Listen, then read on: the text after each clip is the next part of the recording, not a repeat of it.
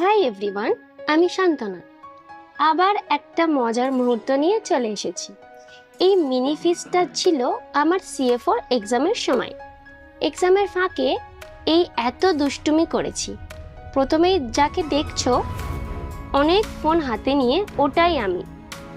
ভিডিওতে বলছিলাম প্রথমবার কলেজ চলাকালীন বেরোতে দিচ্ছে, খুব ভালো লাগছে।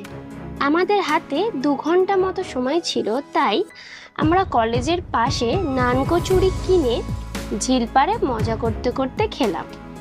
নান কচুরি দোকানটা ভিড় থাকায় কোনো ভিডিও ক্লিপ নিতে পারিনি। এরপর পাশের পার্কে গিয়ে গাছে চড়াচড়ি করে টিফিনটাও ওখানেই সারলাম এবং আবার ঝিলপাড়ে এসে কিছু ছবি তুললাম।